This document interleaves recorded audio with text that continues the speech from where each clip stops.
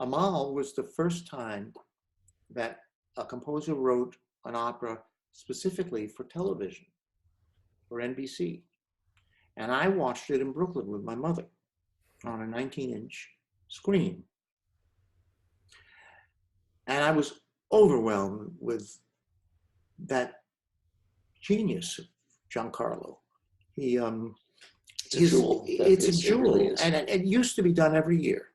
Many singers have done it, but I think when I recommended it to you was from the original 58 or something performance. 51, really, yeah. 51, long time ago.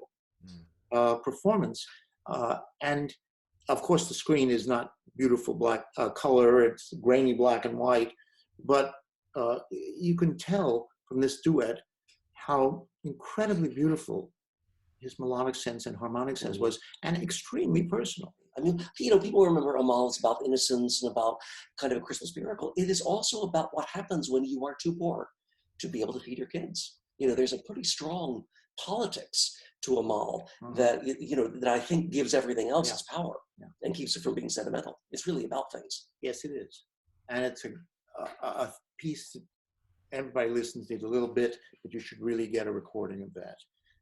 And this is the whole thing. It's magical. And then, Mark, what about Stephen Sondheim for you?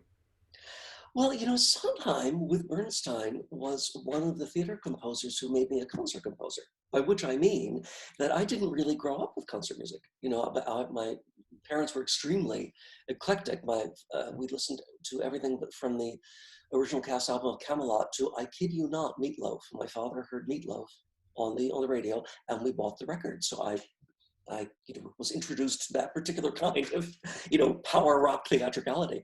But it was only really through Sondheim that I started to listen to the people that he listened to, because I think at first I listened to Follies, and then Sweeney Todd, which is kind of operatic, and then it is a masterpiece actually.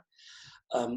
And then started listening to the people that he listened to, because he quoted, Ravel and Stravinsky and Copland, and the Bernstein of West Side Story and Candide pointed me back to all of those. And Gershwin.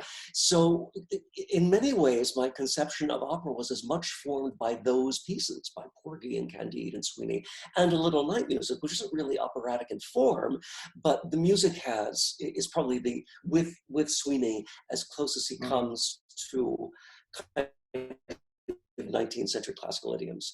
And I chose this particular waltz. I love the whole score, but he writes very little instrumentally, actually. I mean, there are beautiful things vocally, but he's very sparing with overtures or interludes or whatever. But this was this absolute lovely neo-Ravellian piece, which takes to the orchestra magically.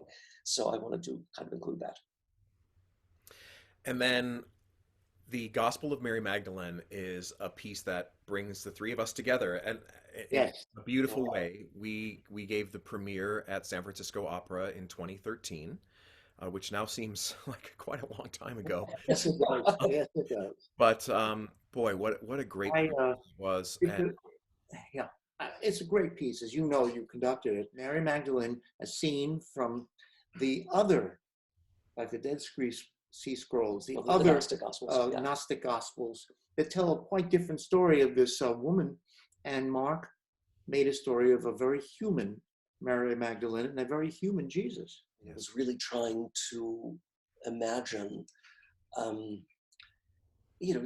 not only the human originals of which the later characters became archetypes, but also to try to do a kind of, not even counterfactual, sort of a factual fantasia. I mean, some people have said, well, were you trying to do the plot against America? This counterfactual. And I said, no, because there are, I was trying to do something which I thought would be more fun, which was to do something that might have happened, because everything that I developed as a librettist is in these other scriptures that did exist. They weren't included in the canon, but they weren't made up either.